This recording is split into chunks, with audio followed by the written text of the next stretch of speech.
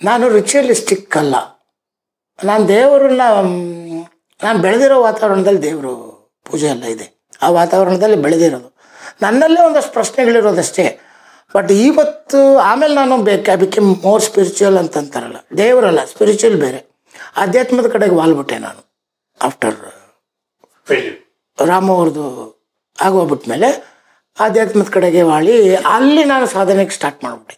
ಸಾಧನೆ ಅಂದರೆ ಧ್ಯಾನ ಮಾಡೋದು, ವಿಪಶ್ಯನ ಮಾಡೋದು, ಆಮೇಲೆ ಪಾಸ್ಟ್ ಲೈಫ್ ರೆಗ್ರೆಷನ್ ಥೆರಪಿ ಕಲ್ತ್ಕೊಂಡೆ, ಪೂರ್ವಜನ್ಮ ಪ್ರತ್ಯಾವರ್ತನ ಕ್ರಿಯೆ. ಆ ಎಲ್ಲವನ್ನು ನಾನು ನನ್ನ ಸಮಸ್ಯೆಗೆ ಕಾರಣ ಏನೋ ಹುಡ್ಕೋಕ್ಕೆ ಅಂತ ಹೋದೆ.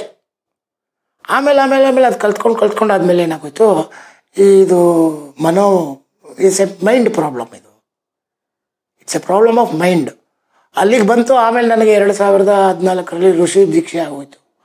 ಅದಕ್ಕೆ ಮುಂಚೆ ಎಲ್ಲ ದೀಕ್ಷೆಗಳು ಆಗೋಯ್ತು. ಬ್ರಹ್ಮರ್ಷಿಗಳು ಒಬ್ಬರು ಗಂಗಾಧರ ಬ್ರಹ್ಮರ್ಷಿ ಅಂತ JP ನಗರಲ್ಲಿ ಪರಬ್ರಹ್ಮ ಸ್ಪಿರಿಚುವಲ್ ಸೈನ್ಸ್ ಅಕಾಡೆಮಿ ಅಂತ ಒಂದು ಸಂಸ್ಥೆ ಇದೆ. ಅವರು ಗ್ರ್ಯಾಂಡ್ ಮಾಸ್ಟ್ರು, ರೇಖೆ ಗ್ರ್ಯಾಂಡ್ ಮಾಸ್ಟ್ರು. ಬಟ್ ಅವರು ಬ್ರಹ್ಮರ್ಷಿಗಳು. ಅಂದರೆ ನನಗೆ ಇವಾಗ ಯಾವ ಕಾವಿ ಇಲ್ಲ, ಕಾವಿ ಅಲ್ಲ ಅದು. ಋಷಿದ್ ಕಾವಿ ಹಾಕಲ್ಲ, ಕಾವಿ ಸನ್ಯಾಸಿ ಹಾಕೋದು. ಅವನು ಸ್ವಲ್ಪ ಕರಪ್ಟ್ ಆಗಿರ್ತಾನೆ. ಋಷಿ ಆಗಲ್ಲ. ಋಷಿಗೆ ಯಾವುದು ಅಪತ್ಯ ಅಲ್ಲ, ವಿಶ್ವಪ್ರಜ್ಞೆಯಲ್ಲಿರೋನು. ನನಗೆ ಋಷಿ ದೀಕ್ಷೆ ಆಗಿತ್ತು. ಎಲ್ಲ ಅದಕ್ಕೆ ಮುಂಚೆ ಅವ್ರ ಹತ್ರ ಹೋಗೋಕೆ ಮುಂಚೆ ಒಂದಷ್ಟು ಅಲ್ಲದೆ ಅಲ್ಲ. ಆವಾಗ ಪೂರ್ವಜನ್ಮ ಪ್ರತ್ಯಾವರ್ತನ ಕಲ್ತ್ಕೊಂಡೆ, ಹಿಪ್ನೋಥೆರಪಿ ಕಲ್ತ್ಕೊಂಡೆ, ಸ್ಪಿರಿಚುವಲ್ ಹೀಲಿಂಗ್ ಕಲ್ತ್ಕೊಂಡೆ. ಬೇರೆಯವ್ರಿಗೆ ಹೀಲಿಂಗ್ ಮಾಡೋದು, ಬೇರೆಯವ್ರಿಗೆ ಇದೆಲ್ಲ ಮಾಡೋದು ಎಲ್ಲ ಮಾಡ್ತಿದ್ದೆ. ಆಮೇಲೆ ಇದೆಲ್ಲ ಅಂತೇಳಿ ಕೊನೆಯಲ್ಲಿ ಇವ್ರ ಹತ್ರಕ್ಕೆ ಬಂದಿದ್ದು ನಾನು, ಗಂಗಾಧರ ಬ್ರಹ್ಮರ್ಷಿ ಹತ್ರ. ಅವ್ರ ಹತ್ರ ಬಂದಮೇಲೆ ಅವರು 4 ಲೆವೆಲ್ ಆಫ್ ಹೇಳ್ಕೊಡ್ತಾರೆ. ಜೀವನ ವಿಜ್ಞಾನ, ಪ್ರಾಜ್ಞ, ಬ್ರಹ್ಮಜ್ಞ, ಋಷಿ ಅಂತ ಈ ಥರ. ಅದಾದಮೇಲೆ ಗುರು. ಆ ಗುರುಸ್ಥಾನದಲ್ಲಿ ಹೋಗುವಾಗ ನನ್ನನ್ನು ಅಲ್ಲಿಗೆ ತಂದು ನಿಲ್ಲಿಸಿ ಸ್ವಸ್ವರೂಪ ಸಂಧಾನ ಅಂತ ಬರುತ್ತೆ.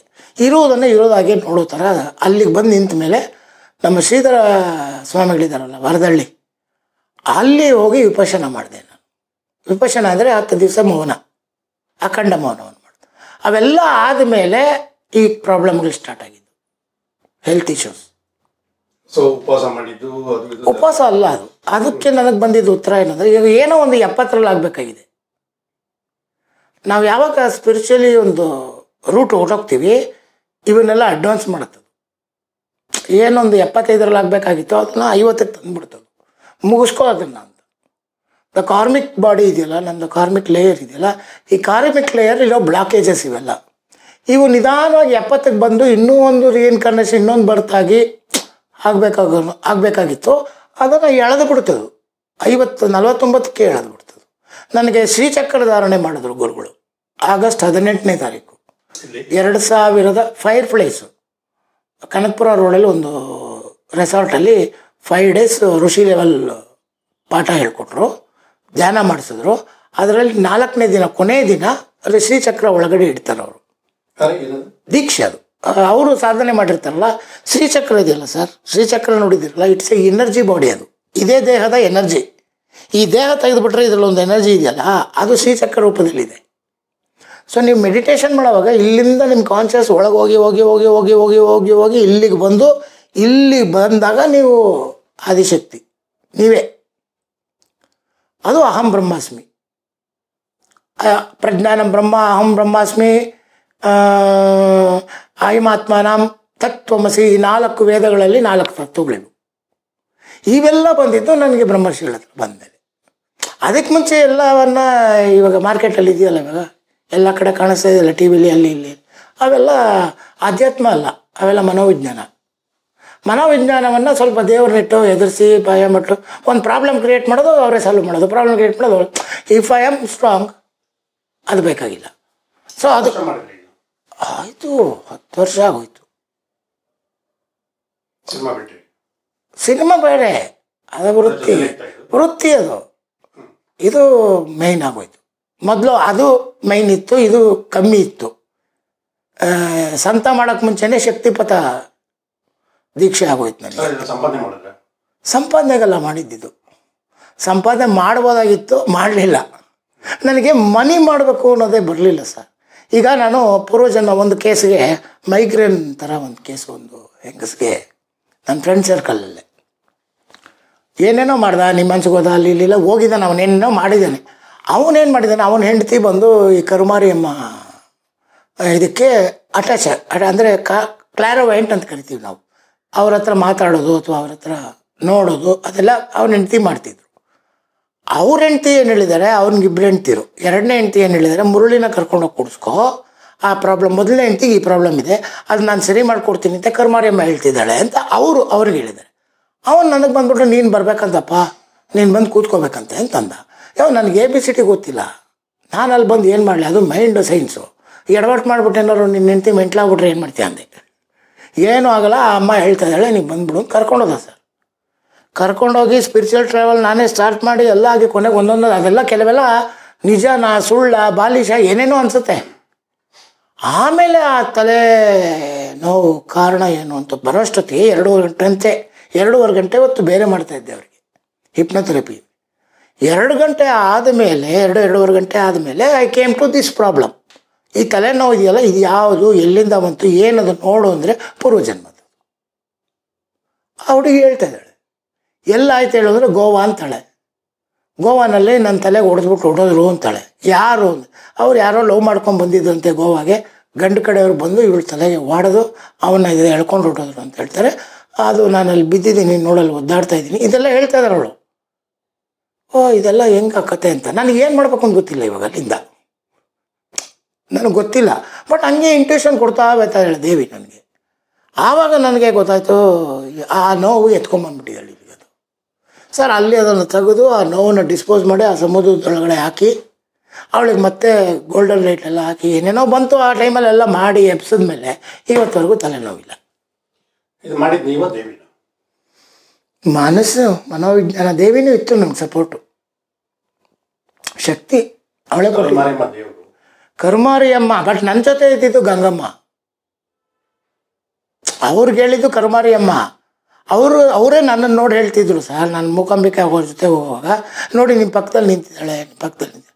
ನಾನು ಇಲ್ಲಿ ಬಿಸಿ ಆಗೋದು ಸರ್ ನನಗೆ, ಇಲ್ಲಿ ಒಂಥರ ಬಗ ಬಗ ಬಗ ಬಗ ಬಗ ಅನ್ಸೋದು. ಆವಾಗ ಅವ್ರು ಹೇಳೋರು, ನಿಮ್ಮ ಬಲಬಗಡೆನೇ ನಿಂತಿದ್ದಾಳೆ ನೋಡಿ ಅಂತ. ನನಗೆ ನೋಡೋಕ್ಕಾಗ್ತಿಲ್ಲ, ಗಂಗಮ್ಮ ಅದು ಗಂಗಮ್ಮ ಅಂತ ದೀಕ್ಷೆ ನಂಗೆ ಆಗಿತ್ತು. ಶಕ್ತಿಪರ್ತ ದೀಕ್ಷೆ ನಂಗೆ ಧ್ಯಾನ ಮಾಡೋಕ್ಕೆ ಅಂತ ಒಬ್ಬರು ಗುರುಗಳು ಇಲ್ಲಿ ಈ ಚಕ್ರ ಆ್ಯಕ್ಟಿವೇಟ್ ಮಾಡಿ ಗಂಗಮ್ಮನ ಪೂಜೆ ಮಾಡ್ತಾಯಿದ್ದೆ ಸರ್. ನಾನು 2:30 ರಾತ್ರಿ ಎಲ್ಲ ಹೋಗಿ ಮಾಡ್ತಿದ್ದೆ. ಇಲ್ಲೇ ಬೆಂಗಳೂರಲ್ಲೇ ಒಂದು ಗಂಗಮ್ಮನ ದೇವಸ್ಥಾನಕ್ಕೆ ಹೋಗಿ ರಾತ್ರಿ 2 ಗಂಟೆಗೆ ಸ್ನಾನ ಮಾಡಿ ಹೋಗಿ ಕೂತ್ಕೊಂಡು 2 ಅವರ್ ಕೂತ್ಕೊಂಡು ಈ ಸಿನಿಮಾದಲ್ಲಿ ಗೆಲ್ಲಬೇಕು ಅಂತ ಹುಚ್ಚು, ಅದೆಲ್ಲ ನಿಂದಲ್ಲ ಅಂತ. ಕೊನೆಗೆ ಏನು ಮಾಡಿಬಿಟ್ಲು ಅಂದರೆ, ಅವೆಲ್ಲ ಅಲ್ವೆಲ್ಲ ನಿಂದು ಅಂದ್ಬಿಟ್ಲು, ಅದೆಲ್ಲ ಕೆಲಸ ನಿಂದಲ್ವೇ ಎಲ್ಲ ಬಿಟ್ಟಾಕು, ಆ ಥರ ಅಂದ್ಬಿಟ್ಲು.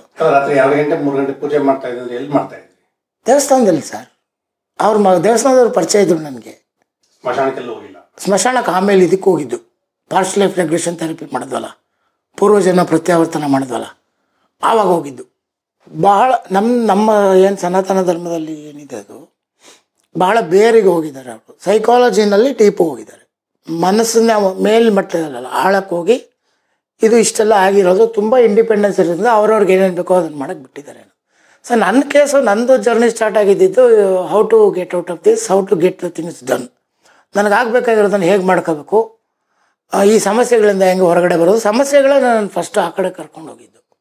ಸಮಸ್ಯೆಗಳು, ಪ್ರಶ್ನೆಗಳು, ಇದ್ಯಾಕೆ ಹಿಂಗೆ, ಅದ್ಯಾಕೆ ಹಂಗೆ, ಎಲ್ಲ ಕರೆಕ್ಟಾಗಿ ಮಾಡಿದ್ದೀವಲ್ಲ ನಾವು, ನಮ್ಮ ಕೆಲಸ ಕರೆಕ್ಟಾಗಿ ಮಾಡಿದ್ದೀವಲ್ಲ, ಅದು ಯಾಕಾಗಲಿಲ್ಲ, ಇದ್ಯಾಕಾಗಲಿಲ್ಲ. ಇದು ಈ ಏಟುಗಳು ಬಿತ್ತು, ಜೊತೆಗೆ ಈ ಏಟುಗಳು ಹೆಲ್ತ್ಗೆ ಎಫೆಕ್ಟ್ ಆಯಿತು, ಬಾಡಿನಲ್ಲೂ ಸಮಸ್ಯೆಗಳಾಗ್ತಿತ್ತು. ಆಮೇಲೆ ಎಲ್ಲೂ ಆಗಲಿಲ್ವಲ್ಲ. ಈ ಐರನ್ ಅವ್ರ ಫೀಲ್ಡ್ಗೆ ಹೋದೆ, ಅಲ್ಲೊಂದು 2 ವರ್ಷ ಓಡಾಡಿದ್ರೂ ಒಂದಾವುದು ಆಗಲಿಲ್ವಲ್ಲ.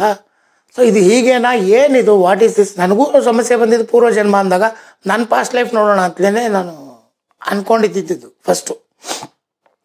ಬಟ್ ಇದೇನಾಯಿತು, ಅದೇ ಟೈಮಲ್ಲಿ ದೇವಿಗಳು, ದೇವಿ ಆರಾಧನೆ ಅದು ಇದು ಮಾಡೋದೆಲ್ಲ ಆಯಿತು. ಒಂದಷ್ಟು ಜನ ಪರಿಚಯ ಆದರು, ಅದಕ್ಕೆ ಸಂಬಂಧಪಟ್ಟಂಗೆ ಅವರೊಂದು ದೀಕ್ಷೆ ಕೊಟ್ಟರು, ಅದನ್ನು ಮಾಡ್ತಾ ಹೋದೆ. ಆ ಪ್ರೋಸೆಸ್ಸಲ್ಲೇ ಸಂತ ಮಾಡಿದೆ ನಾನು. ಆ ಟೈಮಲ್ಲಿ ಸಂತಾಗ ಮುಂಚೆ ನಾಗರಾವ್ ಆದಮೇಲೆ ಇಲ್ಲಿ ಒಂದು ವಿಷಯ, ನಾಗರಾವ್ ಟೈಟ್ಲು, ಅದ್ರ ಬಗ್ಗೆ ಒಂದು ಮಾತಾಡೋಕ್ಕಾಗತ್ತೆ. ನಾಗರಾವ್ ಮುಂಚೆ ಹಾಲಿವುಡ್ ಬಿದ್ದೋಯ್ತು. ಹಾಲಿವುಡ್ ಬಿದ್ದಿದ್ದು ದೊಡ್ಡ ಡೇಟ್ ಅಲ್ವಾ, ದೊಡ್ಡ ಡೇಟ್. ಯಾಕೆಂದರೆ ಬಾಂಬೆನಲ್ಲಿ, ಹೈದ್ರಾಬಾದಲ್ಲಿ ಎಲ್ಲ ಕಡೆನೂ ಹಾಲಿವುಡ್ ನಿರ್ದೇಶಕ ಅವನ ಪಿಕ್ಚರ್ ನಾನು ಮಾಡ್ತಾಯಿಲ್ಲ. ಲಂಕೇಶ್ ಪತ್ರಿಕೆಯಲ್ಲಿ ಸದಾಶಿವ ಶೆಣೆ ಹಾಲಿವುಡ್ ನಿರ್ದೇಶಕ ಇಳಿದು ಬಂದರು ಅಂತ. ಆಫೀಸ್ಗೆ ಬಂದಾಗ ಏನಾಯ್ತು, ಸೊ ಏನು ಈ ಥರ ಒಂದು ಯಾಕಾಗತ್ತೆ, ತಿರುಗಿ ಈ ಥರ ಯಾಕಾಗತ್ತೆ ಅಂತ ಅದು ನನಗೆ ಯಾವಾಗಲೂ ಅನಿಸೋದು. ಬಾಂಬೆಯಿಂದ ಬೆಂಗಳೂರಿಗೆ ಏರ್ಪ್ಲೇನ್ ಬರೋನು, ಏರ್ಪ್ಲೇನಿಂದ ಆಫೀಸ್ಗೆ ಕಾರಲ್ಲಿ ಹೋಗೋನು, ಆ ಕಾರಿಂದ ಮನೆಗೆ ನಡ್ಕೊಂಡು ಹೋಗಿ. ಈಗ 1.5 ಅವರಲ್ಲಿ 3 ಜರ್ನಿ ಆಯ್ತಲ್ಲ, ಇದೆಯಲ್ಲ, ಇದು ಏನಿದು, ಯಾಕೆ ಹಿಂಗಿದು ಅನ್ನೋದೇ ಇದ್ದಿದ್ದು. ಆವಾಗ ಎಲ್ಲರೂ ಏನಾದರೂ ನಾಗದೋಷ. ನನಗೆ ಸುಧಾರಣೆಯವರಣ್ಣ ಮುರಳಿ ಸ್ವಲ್ಪ ಜಾತಕ ಗೀತಕ ಎಲ್ಲ ನೋಡೋನು. ನಿಂದು ಕೊಡಮ್ಮ ನೋಡ್ತೀನಿ ನಿನ್ನ ಕತೆ ಎಲ್ಲ. ಅವನೇನದ, ನಿನಗೆ ಸಿಕ್ಕಾಪಟ್ಟೆ ನಾಗದೋಷ ಇದೆ, ನೀನು ಸುಬ್ರಹ್ಮಣ್ಯಕ್ಕೆ ಹೋಗ್ಬಿಟ್ಟು ಸರ್ಪ ಸಂಸ್ಕಾರ ಮಾಡಿಸ್ಬಿಡು ಅಂತಂದ. ಹೌದಾ, ಮಾಡಿಸಿದ್ರೆ ಎಲ್ಲ ಹೌದಮ್ಮ, ಸಿಕ್ಕಾಪಟ್ಟೆ ಇದೆ, ಫ್ಯಾಮಿಲಿಗೆ ಇದೆ, ಮಾಡಿಸ್ಬಿಡು. ನಾನು ಮನೆಯವ್ರನ್ನ ಒಪ್ಸೋದೇ ಕಷ್ಟ, ಯಾಕೆಂದ್ರೆ ಇವ್ರು ಶ್ರೀ ವೈಷ್ಣವರು, ಇವರು ಅವೆಲ್ಲ ನಮ್ಮಲ್ಲ. ಸುಬ್ರಹ್ಮಣ್ಯನ ದೇವಸ್ಥಾನಕ್ಕೆ ಹೋಗ್ಬೇಕು ಅಂತಂದ್ರೆ ಇವ್ರು ರೆಡಿ ಆಗ್ಬೇಕಲ್ಲ. ತಂದೆ ತಾಯಿ ನಾನು ಮಾಡೋಂಗಿಲ್ಲ, ಅದು ಸಂಸ್ಕಾರ. ತಂದೆ ತಾಯಿ ಇರೋರು ಮಾಡೋಂಗಿಲ್ಲ. ಸಂಸ್ಕಾರ ಅಂದರೆ ಸತ್ತೋದವ್ರಿಗೆ ಮಾಡೋದು. ಸೊ ಅದಕ್ಕೆ ಯಾರು ತಂದೆ ತಾಯಿ ಇಲ್ದಿರೋರು, ತಂದೆ ಇಲ್ದಿರೋರು ಮಾಡಬೇಕು, ತಾಯಿ ಇದ್ರೂ ಪರವಾಗಿಲ್ಲ.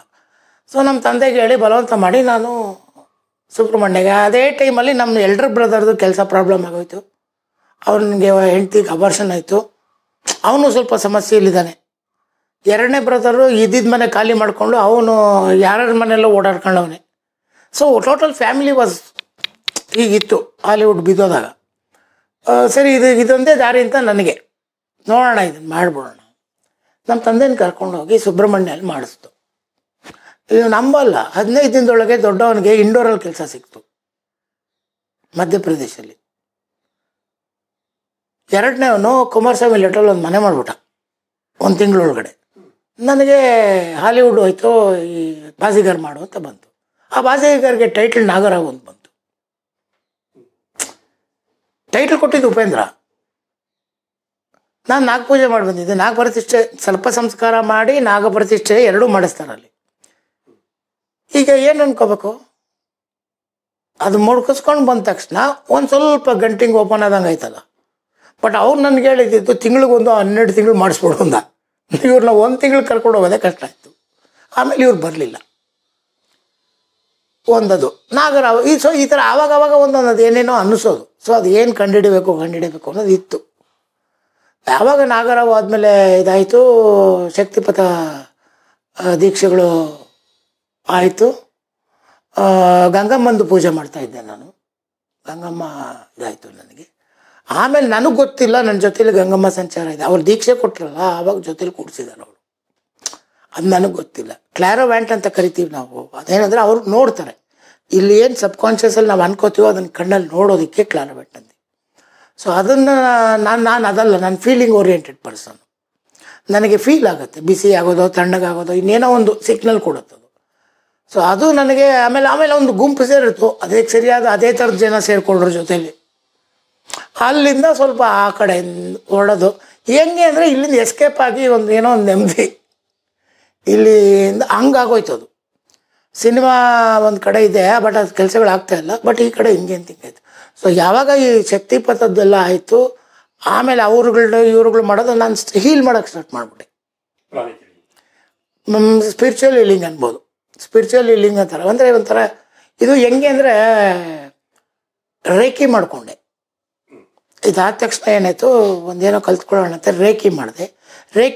ರೇಖಿ ಪ್ರಾಕ್ಟೀಸ್ ನಾನೆಲ್ಲ ಮಾಡಿ ಎಲ್ಲ ಮಾಡ್ತಿದ್ದಂಗೆ ನನಗೆ ಅದು ಗೊತ್ತಾಗ್ತಾ ಬಂತು. ರೇಖಿಲಿ ಕೆಲವು ಸಿಂಬಲ್ ಹಾಕಿದ ತಕ್ಷಣ ಝುವ್ ಅಂತ ಎದ್ದೇಳೋದು ಎನರ್ಜಿ ಬೈಯಲ್ಲಿ. ಆವಾಗ ಓಹೋ ಇದೇನೋ ಇದೆ ಕಣ, ಇದು ಎಲ್ಲೋ ಸಬ್ಕಾನ್ಷಿಯಸ್ ಲೆವೆಲಿದ್ದು ಏನೋ ಕೆಲಸ ಮಾಡುತ್ತೆ ಅನ್ನೋದು ಇತ್ತು ನನಗೆ. ಹಾಗೆ ಮಾಡ್ತಾ ಮಾಡ್ತಾ ಮಾಡ್ತಾ ಅವ್ರಿಗೆ ಹೀಲಿಂಗ್ ಅಂತ ಮಾಡೋಕ್ಕೆ ಸ್ಟಾರ್ಟ್ ಆದಮೇಲೆ ಕೆಲವು ವಿಚಿತ್ರ ನನಗೆ ಅನಿಸ್ತಾ ಬಂದ್ಬಿಡ್ತು. ಈ ರೂಮ್ ಬಿಸಿ ಮಾಡಿಬಿಡ್ತಿದ್ದೆ ಸರ್ ನಾನು. ಈ ರೂಮ್ ಬಿಸಿ ಮಾಡಿಬಿಡ್ತಿದ್ದೆ. ಒಂದು 4 ಸಿಂಬಲ್ ಹಿಂಗೆ ಹಾಕಿ 2 ನಿಮಿಷ ಅಂದ ತಕ್ಷಣ ಇದೆಲ್ಲ ಬಿಸಿ ಆಗ್ಬಿಡೋದು. ಹೊರಗಡೆ ಬಂದರು, ಏನಿದು ಇಷ್ಟೊಂದು ಸೆಕೆಂಡ್ ಕೂತಿದ್ದೀರಾ ಅನ್ನೋರು.